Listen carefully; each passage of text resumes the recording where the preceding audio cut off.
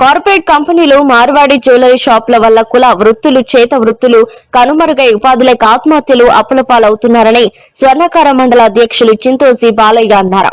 రాజన్న సిరిసిల్ల జిల్లా ముస్తాబాద్ మండల కేంద్రంలో స్వర్ణకార సంఘం మండల అధ్యక్షులు చింతోజీ బాలయ్య పాత్రికేయుల సమావేశం ఏర్పాటు చేసి ఆదివారం 17వ తేదీన మండలంలో నిర్వహించే స్వర్ణకారుల సమావేశాన్ని విజయవంతం చేయాలని పిలుపునిచ్చారు.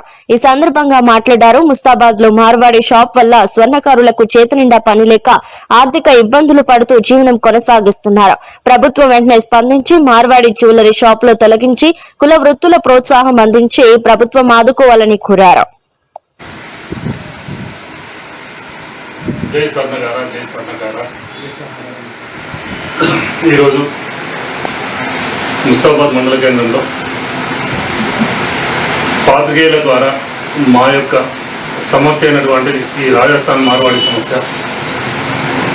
ఈ జ్యువెలర్స్ జైలుకాస్ కావచ్చు, మంగళ్య కావచ్చు, లలిత జ్యువెలర్స్ కావచ్చు, తెలంగాణ స్టేట్లో ఈ 10-12 సంవత్సరాల కాలంలో ఏర్లై పారుకుపోయింది. అందులో ముస్తాబాద్లో రావడం జరిగింది.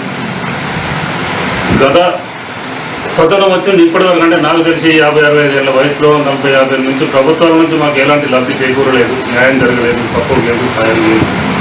వృత్తిని నమ్ముకొని 100 సంవత్సరాల నుంచి తాతాతండ్రులు మేము బ్రతుకుతున్న సందర్భంలో ప్రజలతో మమేకమే కలయికతో బంధు ప్రేమ అనురాగంతో పేర్లు వరసలు పెట్టి తీసుకొని బ్రతుకుతున్న సందర్భంలో ఈ రాజస్థాన్ మార్వాడి కార్పొరేట్ వ్యవస్థ, ఈ జ్యువెలర్స్ ఇవన్నీ రావడం వల్ల బహుళజాతి కంపెనీలు ప్రభుత్వాలు పెట్టుబడులు పెట్టి వాళ్ళకు అనుకున్నంత ఆదాయం అంటే బ్యాంకుల ద్వారా ఇవ్వడము. ఇప్పుడు ఎంతోమంది కోట్ల రూపాయలు ఎత్తుకొని విదేశాలు పారిపోయిందనేది ప్రభుత్వాలకు తెలుసు.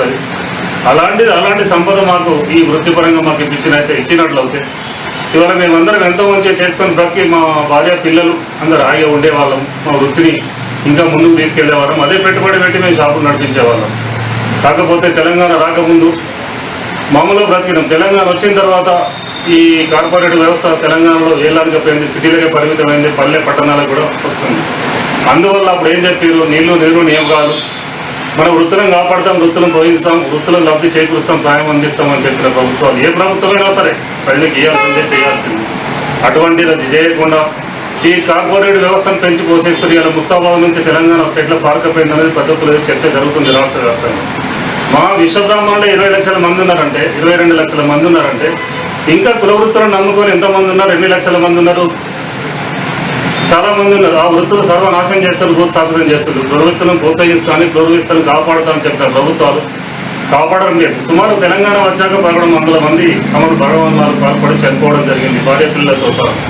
ప్రభుత్వం ఓదార్చలేదు, సాయం అందించలేదు, సపోర్ట్ చేయలేదు, మేమున్నామని చూపించలేదు, నష్టపరిహారం కూడా చేయలేదు. అలాంటిది ప్రభుత్వాన్ని మేము అడుగుతున్నాం.